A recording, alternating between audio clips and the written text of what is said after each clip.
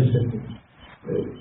Daha diğer niye popüler müzik, niye müzik diye soracak olursak, aslında bununla ilgili yapılmış çok fazla çalışma var. Yani müzik yoluyla tavukların daha fazla yumurtlatıldığı, müzik yoluyla sarmaşıkların daha fazla büyüdüğü, domatesin daha verimli olduğu, yani binlerce literatürde çalışma var. Ama biz şöyle bir farklılık yaptık burada. Bizim ilham kaynağımız artık domates, bu Mozart etkisi, Mozart efekti dediği bir efekti geliştirmiş. Kuramalar karşımıza getirmiş. 1950'li yıllarda Mozart'ın beynin belli merkezlerini harekete geçirdiği ve bu merkezlerde öğrenme düzeyinde belirgin bir iyileşmeye neden olduğuna dair bulgular ele geçirilmiş. Fakat EEG teknolojileri, beyin görüntüleme teknolojileriyle beraber kendisine bir KBB uzmanı, kulak kullanımı uzmanı ciddi anlamda kulaktan gelen sinyali sonrakine geçebiliriz. Beyinde öğrenme işleminin gerçekleştiği prefrontal korteks dediğimiz bölgede aktiviteyi arttırdığını kendisi somut olarak gözlemlemiş ve kendi öğrencileri üzerinde de bu çalışmaları deneyimlemiş. Sonrasına geçelim. Nature dergisinde 1982 yılında kendisi bu çalışmalarını yayınlamış. Ona göre Mozart'ın etkisi nereden kaynaklanmaktaydı? 3000 Hz ve 5000 Hz aralığında kullanmış olması Mozart'ın bir etkidir diye kendisi düşünmüş. Çünkü çocuklara farklı müzik aralıklarını kullanan Bach da dinletmiş mesela. Orada çocuklardan aynı verimi alamamış. Yani başka müzik kullanmış.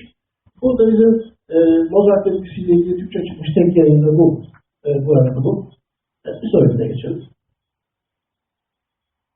Bu noktada biz ne yaptık? 9. sınıflarda soyutlama gerektiren bizim 2 tane ana konumuz var. Bunlardan bir tanesi dünyanın yıllık hareketi, bir tanesi de dünyanın kendi etrafındaki hareketi. Aynı zamanda bu astronomik bir bilgi de gerektiriyor. Dünyanın ekseninin eliptik düzgene yapmış olduğu açıyla bilmesi, güneş ışınlarına yapmış olduğu açıyı bilmesi gerektiriyor. Bizim en zorlandığımız konulardan bir tanesi de budur. Biz bununla ilgili okulumuzun müzik öğretmeniyle beraber şöyle bir çalışma yaptık. 2 konunun hedef ve kazanımlarını şarkı sözü haline getirdik. Bu şarkı sözlerini özgün bir besteyle besteledik. Burada neden popüler müzik kullandık? Çünkü o çocuklar, yani ilgilendiğimiz yaş grubu, 15 yaş grubu daha çok popüler müzik dinliyorlardı ve popüler müzikle ilgili algıları daha fazla açık. Bir diğer konu ise dinlenmesini sağlamak. Çünkü biliyorsunuz Fatih projesiyle çocukların her birisine tabletler verildi. Sınıflarında akıllı tahtalar var. Çocukların Android işletim sistemleri var. Ve çocuklar sürekli dinliyorlar, yani güç dinliyorlar. Biz de bu anlamda şöyle yapalım dedik. Yani aslında bir krize yol açan bir vesileyi, yani öğrencilerin yoğun olarak sosyal medyayı kullanması, cep telefonunu kullanması, derslerde farklı kendilerine kanal açmasını bir krizi olumlu, yani bir fırsata çevirebilir miyiz diye düşündük. Ve böylece bu işe başlamış olduk. Sınıflarda çocuklara anlattık konuyu. Arkadaşımıza anlattık. İki geri gelebilir miyiz? Bunlar bir tanesi dünya döner kendi etrafında diye. Biz bu İngilizce altyazılarla yazdık. İngilizce altyazılar yazmamız hem çocukların algısını daha açık, algısına daha fazla hitap etmek. Çocuklarımızın İngilizce düzeyleri fena değil. Yani şimdi İngilizce altyazı olması çocukların ilgisini biraz daha çekti, biraz daha ciddi almalar ve neden oldu diyebiliriz. Bunlar yani 3 formatında dinlediler çocuklar 15 gün boyunca. Aynı zamanda bu klipleri de sınıfta izlettik ve sonra tekrar verdik. Tekrar izlemeler istedik çocuklar. Ondan sonra yaptığımız şey şu. Ben şimdi geçebiliriz. Ve bu sınıfta müzik öğretmenimiz şimdi birazdan size kendisi çalacak bu canlılara. Çocuklara bizzat dinledi. Dinletti bunu. Bir daha geçebiliriz. Çocuklarımızdan. Biz bu 2 sınıfta şöyle bir yöntem izleyelim dedik. Bir tanesinde konunun kazanımları, hedef ve amaçlarına uygun olarak yapılmış şarkı sözlerini çocuklara dinlettik. Bir diğerine ise dinletmedik. 15 gün boyunca dersi klasik anlatım yöntemiyle verdik. 2 sınıf arasında farklı bir orta öğretim düzeyi yok. Biz fen lisesiyiz. Çocuklar seçme sınavına geldikleri için aralarında anlamlı bir fark yok. Bir öncekine gelebilir miyiz? Bunlar çocukların teorik puanları. Yani sınavlarda her sene değiştiği için 3 senelik, son 2 senedir, 3 senedir sınavlarda teorik. Çocukların aşağı yukarı ortalama puanları da yani ikisinin de 450'nin üzerinde okula giriş puanları. Devam edelim. Evet, bu A sınıfı bizim uyguladığımız müzik eğitim verdiğimiz, sözleri ve içerikleri, bilgileri giydirdiğimiz sınıf. A sınıfında gördüğünüz gibi %80'in üzerinde bir başarı sağladık. Neyle yaptık bunu? 20 soruluk bir test yaptık. 20 soruluk testteki performansları yaklaşık olarak %80'in üzerinde çıktı. Gene geride olalım. Evet. B sınıfı ise orada mavi görüyorsunuz daha düşük. %60'lara vardı orada. Yani sınıfın ortalaması 100 üzerinden 60 civarında seyretti. Öbür sınıfta ise 100 üzerinden 84-85 civarında seyretti. Çocukların sayı. O iki sonucuyla gösterilen yerlerde iki sınıfa da başka bir konu, farklı bir konu. Yine müzik kullanılmadan anlatıldı. Müzik ve içerik kullanılmadan anlatıldı. Aralarında anlamlı bir değişiklik oldu. Evet. Son şeye gelebiliriz. Netice olarak şunu söyleyebilirim. Yani eğitimin sürdürülebilmesi açısından yeni yöntemler bulmak gerekiyor. Yaratıcı yöntemler bulmak gerekiyor. Yani insanların sınıfa doldurulduğu şeyin adı herhalde artık yani eğitim değil. Burada öğrencilerin kullandığı araçlar var. Yani popüler kültür denilen, medya denilen bir şey var. Buradan yoğun bir enformasyon akışı var. Enformasyonun büyük bir çoğunluğu kötü enformasyon. Fakat okulda da iyi içerikler, iyi enformasyonlar öğretmenler tarafından üretilebilir, sunulabilir. Öğrenciler bu işin bir paydaşı ve parçası yapıldığında çok ciddi kazanımlar elde edildiği biz bizzat gözlemledik. Öğrenciler gerçekten çok coşkuyla davrandılar. Mesela bir sürü öğrencinin sınav sırasında şunu yaptığını gözlemledim. İçinden şarkıyı mırıldanıyor ve sonra soruyu cevaplıyor. Çünkü sorunun cevabı şarkının içinde var. Evet.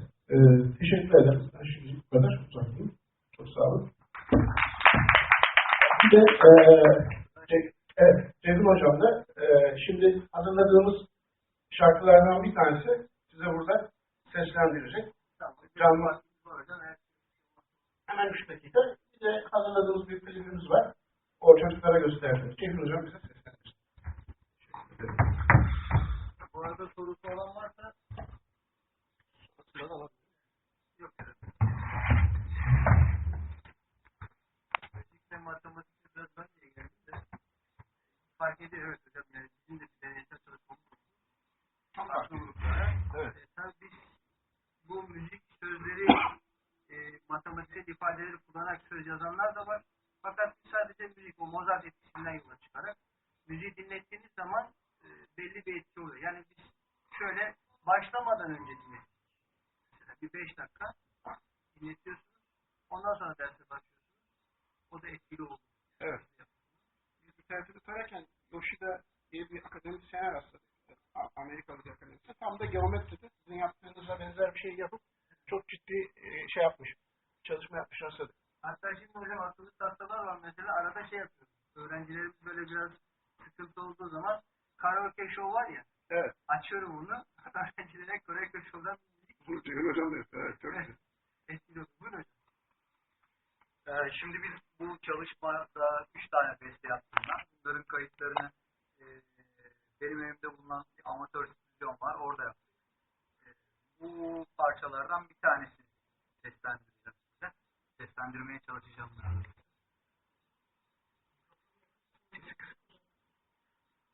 Mikrofon hem gitar hem de vokal için sorun yaratabilir.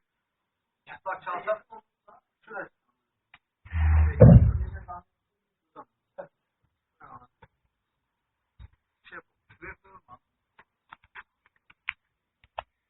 Duydun mu?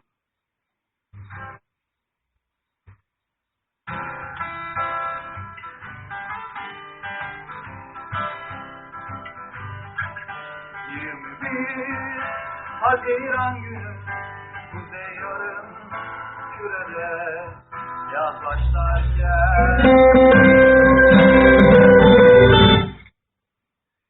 Peki özür diliyoruz. Başlayalım.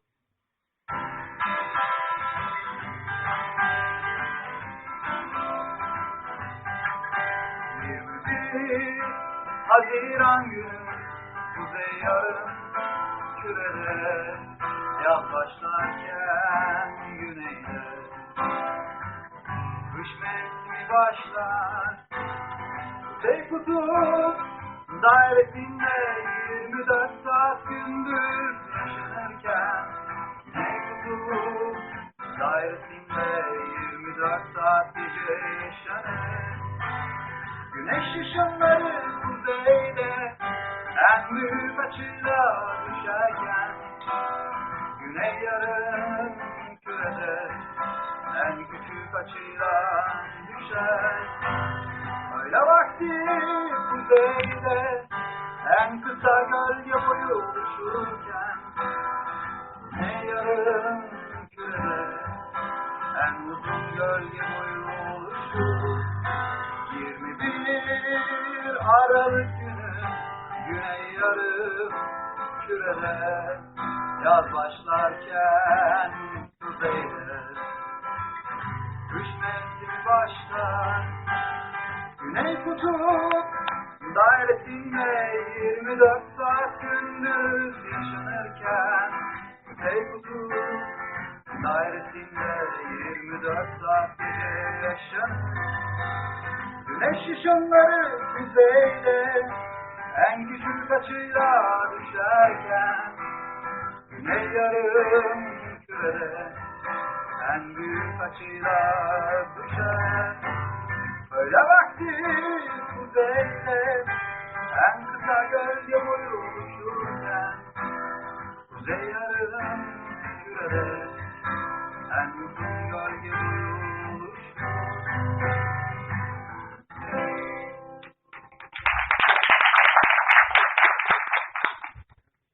Çok teşekkür ederim. Evet, son sunum için